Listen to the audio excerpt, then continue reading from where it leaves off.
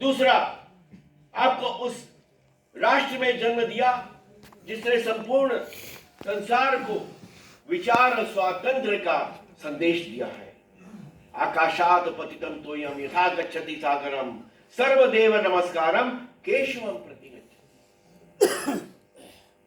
किसी भी धर्म में, किसी भी मजहब में यह कहने का साहस नहीं है जो हिंदू ऋषि ने कह के दिखाया कि जिस प्रकार आकाश से गिरने वाला वर्षा का जल अंततः महासागर में मिल जाता है, उसी प्रकार किसी भी देवता को आप प्रणाम करें, अंततः तो वो केशव को ही प्राप्त होता है। तुम अपने देवता को मानो, हम अपने देवता को माने। मैं हमेशा यही कहूंगा, सर्व मंगल मांगल्ये शिवे सर्वार्थ साधिके।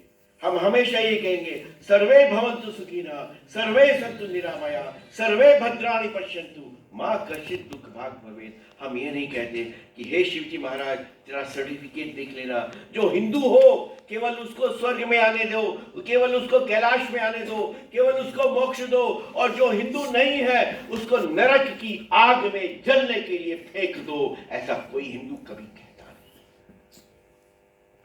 वो सर्व के मंगल की कामना, सर्व के आरोग्य की कामना करता है, सबके निरामय होने की कामना करता है।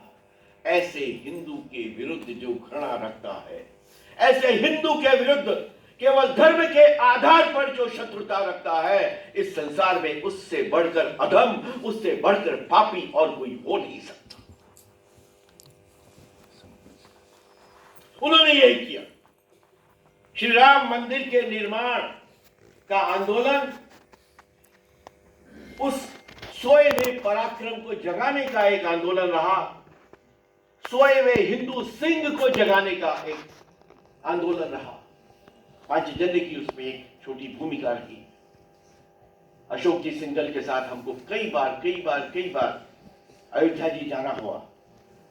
जब मुल्ला मुलायम ने घोषणा की थी कि अयोध्या में मैं चिड़ी को भी, परिंदे को भी पर नहीं मारने दूंगा, अशोक जी पांचजन्य के संवाददाता का आइडेंटिटी कार्ड लेकर मुझसे हस्ताक्षर करा के अयोध्या जी पहुंचे थे और वहां ललकार कर कहा था कि मुलायम,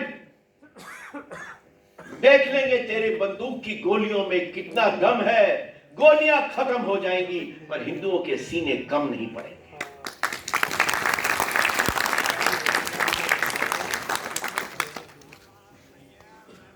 हमारे जितने महापुरुष वहां पे गए, उन सब ने एक ही भाव देखा कि हिंदू हिंदू एक रहे, भेदभाव को नहीं सही। किसी ने यह पहचाना नहीं कि वो जो आ रहा है वह किस जाति का है, किस भाषा का है, किस प्रांत का है, किस क्षेत्र से आया है। वह यादव है कि अनुसूचित जाति का है कि अनुसूचित जनजाति का है। अरुणाचल प्रदेश से लेके, लक्षद्वीप से लेके, अंडमान से लेके, लद्दाख के बौद्धों से लेके और गुजरात के हर कोने से लेके नेपाल, मॉरिशस, कंबोडिया, जापान, हर क्षेत्र से लोगों ने आके वहां पे कार्य सेवा की। इस संसार में चीन को मानते हैं कि वहां पे माओ से तुंग का इतना बड़ा वैचारिक क्रांति का आंदोलन हुआ, सांस्कृतिक क्रांति हुई। वह कोई सांस्कृतिक क्रांति नहीं थी, वह तो केवल नरसंहार था। 4 करोड़ लोग उसमें मारे गए। मानते हैं कि अमेरिका को बदल दिया, वहां के छात्र आंदोलन ने बदल दिया, लेकिन भारत को आमूल चूल बदलने वाला श्री राम जन्मभूमि निर्माण का अयोध्या आंदोलन संसार का सबसे बड़ा शांति प्रिय जन आंदोलन सिद्ध हुआ, जिसने अपने लक्ष्य को भी प्राप्त किया बिना हिंसक हुए।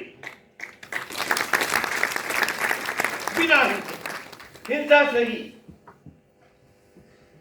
कोठारी बंधुओं की लाशें मेरी आंखों के सामने, मैं और ऑर्गेनाइजर के संपादक बालशंकर हम वहां बैठे। श्रीकांत जोशी वहां का एसएसपी था अयोध्या का, मधुकर उपाध्याय फैजाबाद का आयुक्त था। उन दोनों को पदोन्नतियां हुई, दोनों डीजी बने, कमिश्नर बने, आगे बढ़े। किसी ने उनसे प्रतिशोध नहीं। हमारे सामने गोलियां चलाई गई।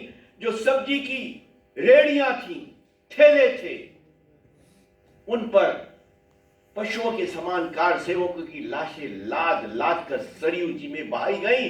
सरयू का रंग लाल हो गया।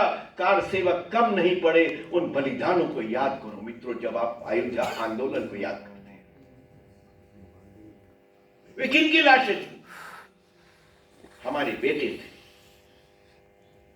कितने घर सुने हुए वहां पे। उन्होंने राम जन्मभूमि आंदोलन के लिए अपने प्राणों का उत्सर्ग किया, पर यह उत्सर्ग न पहला था। 500 वर्ष से हिंदू जाति वहां पे अपने प्राणों का उत्सर्ग करते आ रही थी। 500 वर्ष तक हमारे शत्रुता का बोध रखने वाले मुसलमानों ने यह तय कर लिया कि कुछ भी हो जाए, जहां श्री राम का जन्म हुआ था उस स्थान पर मस्जिद ही रहेगी। और सेकुलर मुल्लाओं ने, तालिबानों ने, हिंदू नामधारी पत्रिकाओं ने प्रकाशित करना प्रारंभ कर दिया कि इस पे झगड़ा क्यों करते हो, वहां तो शौचालय बना दो, वहां तो अस्पताल बना दो। हिंदुओं को इतना कमजोर, इतना दब्बू, इतना निर्वीर्य मान के चलते थे। ये हिंदू क्या करेगा?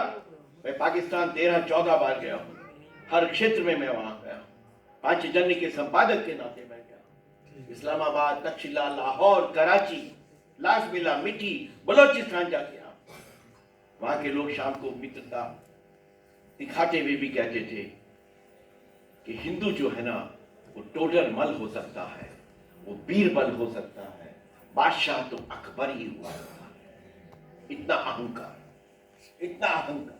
वो समझते हैं कि ये हिंदू करेगा क्या? ये धोती चोटी वाले, खीर खाने वाले लोग ये हमसे लड़ेंगे, हमसे मस्जिद लेंगे। अरे दुनिया इधर से उधर हो जाएगी, वहां से बाबरी हटेगी नहीं। हमारे 15 साल, 18 साल, 20 साल के लड़कों ने देखते देखते क्षणों में 6 दिसंबर का शौर्य दिवस मित्रों हमारे निकट आ रहा है। पता ही नहीं चला क्या था, सब धूल धूसरित हो गया। बाबर का नाम मिट्टी में मिल गया। श्री राम जन्मभूमि मंदिर के निर्माण का पथ प्रशस्त हो गया और सब लोग देखते रह गए। ये लोग अच्छा ऐसा कर दिया, पूरा विश्व में एक तूफान सा खड़ा कर दिया गया। अच्छा, हम लोग अपना मंदिर ले रहे हैं, अपने श्री राम का मंदिर ले रहे हैं। हमारी अपनी आस्था की बात है, हमारी अपनी भूमि है, हमारी अपनी, उसके कण कण में हम बसे हैं, वही हम वापस ले रहे हैं। वही वापस लेना अपराध बना दिया गया। ये जो पिछले तमाम शताब्दियों में जो आक्रमण हुए, जो एक पराजय का बोझ चारों तरफ फैला दिया गया, जो परास्त होने का बोझ चारों तरफ फैला दिया गया, उसके कारण से ये भाव कर दिया गया था कि अगर हिंदू अपने अधिकार के लिए भी लड़ता है तो वह अनधिकार चेष्टा है।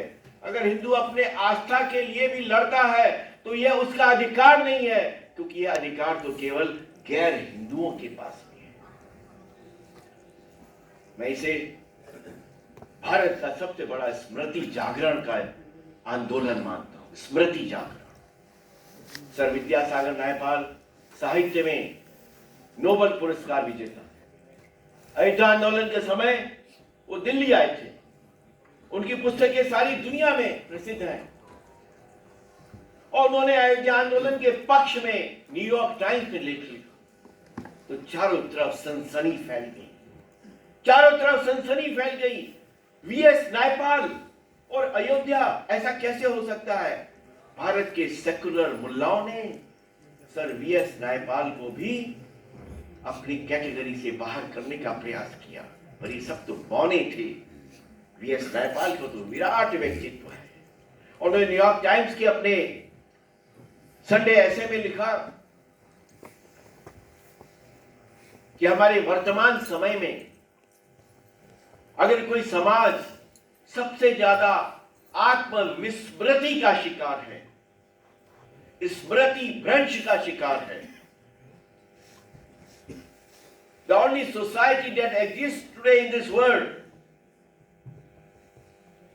which is a victim of memory loss, जिसकी याददाश्त खत्म हो गई है, तो वो हिंदू समाज है। उसको पता नहीं है कि वो कौन है, उसको पता नहीं है कि उसके इतिहास का गौरवशाली अध्याय कौन सा है, और इसके लिए उन्होंने एक उदाहरण दिया आर.के. नारायण का। कर्नल टॉड ब्रिटिश कलेक्टर हुए, राजस्थान में थे, जैसलमेर में। तो उनका एक ग्रंथ है द एनल्स ऑफ राजस्थान, काफी प्रसिद्ध है। उसमें एक एग्जाम्पल एनेक्डोट का वो बताते हैं। वो जैसलमेर गए तो पता चला कि वहां कबीले के एक लोग हैं, वो एक घन के प्रहार से बहुत बड़ी चट्टान के टुकड़े टुकड़े कर देते हैं। उसको विश्वास नहीं, उन्होंने कहा कि मेरे सामने प्रदर्शन किया जाए। उन्हें प्रदर्शन का दिन आ गया। उस समय कबीले के लोग एक बड़ी चट्टान के चारों तरफ खड़े हो गए। कार्यक्रम प्रारंभ हुआ, लोगों ने गीत गाने शुरू किए, गीत गाते गए, वातावरण में अद्भुत उत्साह का संचार होता गया। गीत समाप्त हुआ, मुखिया के घन का प्रहार चट्टान पे हुआ, चट्टान के टुकड़े टुकड़े हो गए। अविश्वास के साथ में टॉड ने उस मुखिया को बताया, वो पूछा कि भाई ये बताओ, बाकी सब ठीक है, पर तुम गीत क्या गा रहे थे, और गीत समाप्त होते ही तुम्हारे घर में वो ऐसी शक्ति कैसे आ गई कि तुमने इस बड़ी चट्टान को टुकड़े टुकड़े कर दिया। वो घबरा गया, कहते कि साहब कोई बड़ी बात नहीं थी। उस गीत में वो मेरे पूर्वजों का जिक्र कर रहे थे। वो बता रहे थे कि देख रहे तेरे पूर्वजों ने कहां का किन किन शत्रुओं का नाश किया था, विजय प्राप्त की थी। तेरी धमनियों में उन पूर्वजों का रक्त बह रहा है, उस रक्त को लजाना मत, उस रक्त को लजाना मत। वो स्मृति जागरण था। टॉड लिखता है कि किसी समाज को अगर जिंदा रखना हो तो उसे उसके कौम के वीरों से निरंतर परिचित कराते रहना होगा। जिस कौम को, जिस समाज को समाप्त करना हो, उसे उसके वीरों के इतिहास के गौरव बोध से काट देना होगा। उसे केवल यह बताना होगा कि तुम कहां हारे थे, तुम पे किन किन लोगों ने शासन किया, तुम तो कभी शासन कर नहीं सके, तुम तो सिर्फ बीरबल और टोडरमल जैसे लोग हो। अकबर होगा तो वह हमारा होगा। ये भाव हमारे मानस में भरा गया। वो जो भाव है उसका नाश करने के लिए अयोध्या का आंदोलन खड़ा, स्मृति का जागरण करने के लिए अयोध्या का आंदोलन, ये बार बार बताने के लिए अयोध्या का आंदोलन खड़ा हुआ कि ऐ हिंदुओं, अपने देवताओं का स्मरण करते हो तो यह भी ध्यान रखो कि तुम्हारा कोई देवता निशस्त्र नहीं है। यह भी ध्यान रखो कि तुम्हारे किसी देवता ने पश्चाताप विहीन दुष्ट को क्षमा नहीं किया है, उसका वध किया है।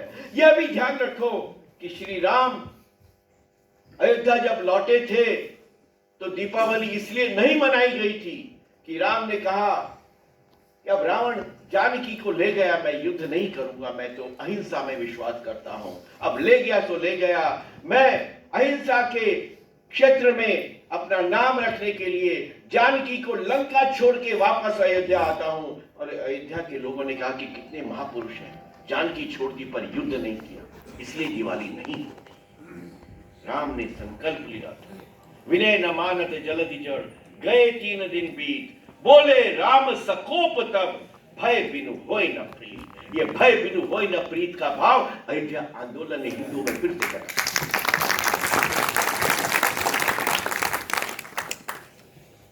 जो मही मारा ते मैं मारे। जब कपिराज अशोक वाटिया में गए तो वहां उन्होंने यही कहा था, जो मुझे मारा मैंने उसको मारा। ये जो भय बिनु होय न प्रीत है, और जो क्रुद्ध हिंदू है, ये क्रुद्ध हिंदू,